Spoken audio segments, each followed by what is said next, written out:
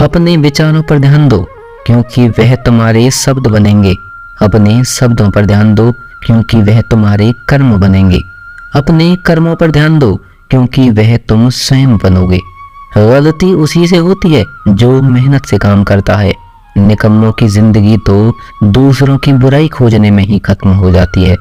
इज्जत इंसान की नहीं होती, जरूरत की होती है। जरूरत खत्म तो इज्जत खत्म। बोलना सीखें वरना जिंदगी भर सुनना पड़ेगा। उड़ने में बुराई नहीं है, आप भी उड़ें लेकिन उतना ही जहां से जमीन साफ दिखाई देती हो। सिर्फ वो लोग आपकी परवाह करते हैं जो आपको तब भी सुन सकते हैं जब आप चुप होते हैं। चिंता उतनी ही करिए जितने में काम हो जाए, उतना नहीं कि जिंदगी ही तमाम हो जाए। आप अपने शब्दों को चाहे जितनी भी समझदारी से बोलिए, लेकिन सुनने वाला अपनी योग्यता और अपने मन के विचारों के अनुसार उसका मतलब निकाल ही लेता है। यकीन करो जो तुम्हें भूल चुका है वो भी याद करेगा, बस उसके मतलब के दिन आने दो। कहानी जिंदगी की यही है कि इसमें मनचाहा किरदार नहीं मिलता। जिंदगी तो अपने दम पर ही जी जाती है, दूसरों के कंधे पर तो सिर्फ जनाजे उठाए जाते हैं। आपकी मुस्कान आपके चेहरे पर भगवान के हस्ताक्षर हैं, उसे अपने आंसुओं से या क्रोध से धुलने न दें। कोई भी व्यक्ति हमारा मित्र या शत्रु बनकर संसार में नहीं आता। हमारा व्यवहार और हमारे शब्द ही लोगों को मित्र और शत्रु बनाते हैं। जो व्यक्ति हर बात पर दुख का रोना रोता है, उसके द्वार पर खड़ा शुभ बाहर से ही लौट जाता है।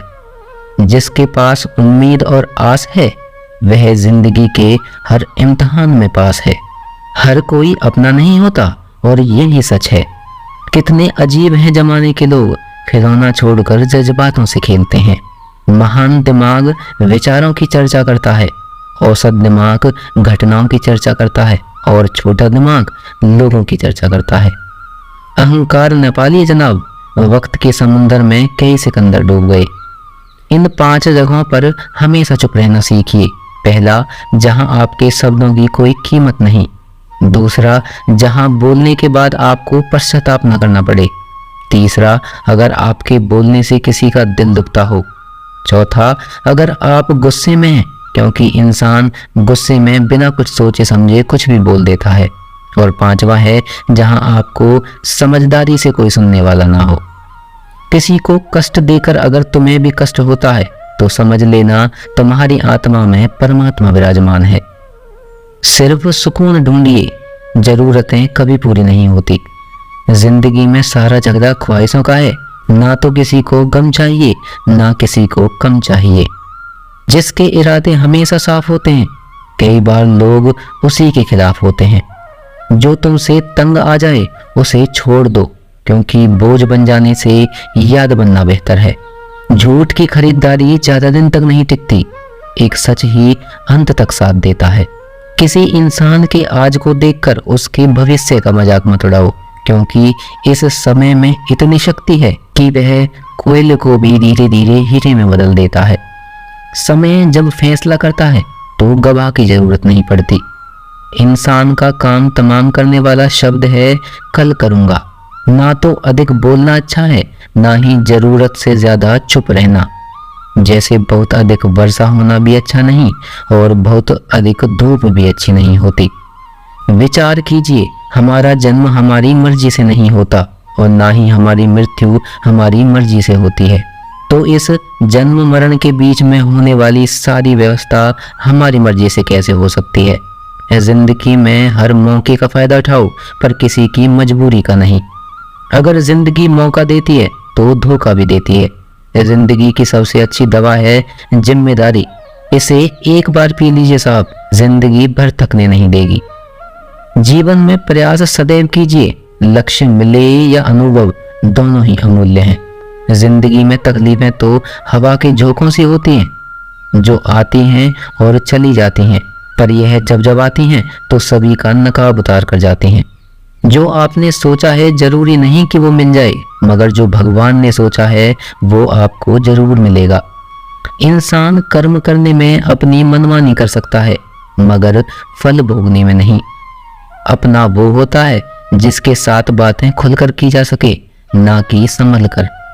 मनुष्य अहंकार और गलतफहमी के कारण महत्वपूर्ण चीजों से दूर रहता है। गलतफहमियां सच नहीं बताती और अहंकार सत्य को देखने नहीं देता। अगर आपके साथ जिंदगी खेल रही है तो आप निश्चित ही एक बेहतरीन खिलाड़ी होंगे। जिंदगी का काम है ठोकर मारना, बिखरना है या निखरना, ये तो आप पर निर्भर करता है। आज तुम्हारे जीवन में कितनी मुसीबतें हैं, इससे कोई फर्क नहीं पड़ता। फर्क पड़ता है तो बस इस बात से कि तुम उसका सामना कैसे करते हो। मनुष्य को इस संसार में जो भी मिलता है उसमें उसको खुश रहना चाहिए। जो नहीं मिला है उसके लिए दुख नहीं मनाना चाहिए। इंसान ने जितना उसके लिए सोचा है, भगवान ने उसके लिए उससे कहीं ज्यादा सोच रखा है। इसलिए कभी भी किसी चीज के बारे में चिंता मत कीजिए। प्रभु श्री राम ने घर में विरोध सहा है, कान्हा ने भी समाज में बहुत सहा है और ये आपके साथ भी होगा। पर अगर आप इससे ऊपर उठोगे तो ही कुछ नाम बनेगा।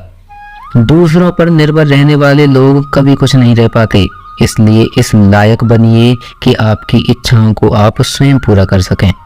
एक गांव में आग लग गई। आग बढ़ती जा रही थी। गांव वाले अपनी जान बचाने हेतु इधर उधर भाग रहे थे। एक चिड़िया ने इस दृश्य को देखा और अपनी चोंच में पानी भरकर आग बुझाने का प्रयास करने लगी। वो बार बार अपनी चोंच में पानी लाती, आग पर डालती। जब गांव वालों ने चिड़िया को ऐसा करते देखा तो उनमें भी जोश आ गया और वो बोले, अगर ये चिड़िया प्रयास कर सकती है तो हम क्यों नहीं कर सकते। सबने प्रयास किया और आग बुझ गई। ये सभी एक कौवा देख रहा था। उसने चिड़िया से कहा कि तेरे पानी डालने से कुछ नहीं होना था, फिर भी तू ये क्यों कर रही थी।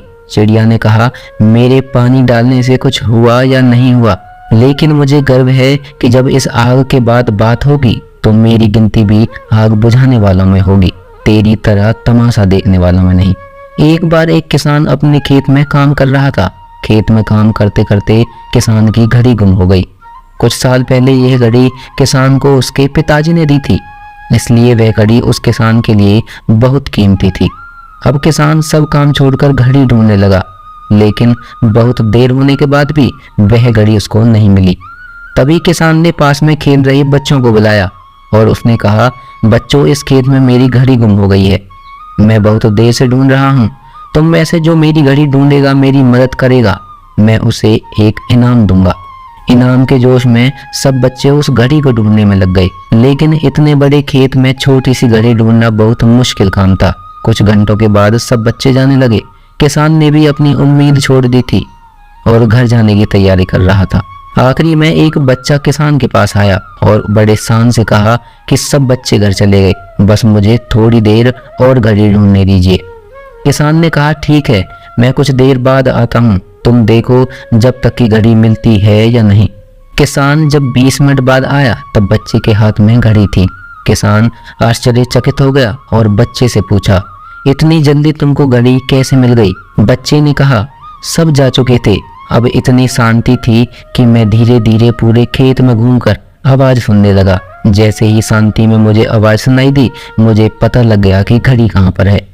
दोस्तों, ये कहानी शांत दिमाग का बहुत ही बढ़िया उदाहरण है। जब हमारा दिमाग शांत होता है, हर बड़ी चिंता खत्म हो जाती है, आसपास का शोर भी खत्म हो जाता है, तो हमारा दिमाग अपने आप काम करता है और हमें सही दिशा दिखाता है। दोस्तों, आज की इस वीडियो में इतना ही। मिलेंगे और एक ज्ञानवर्धक वीडियो के साथ। धन्यवाद।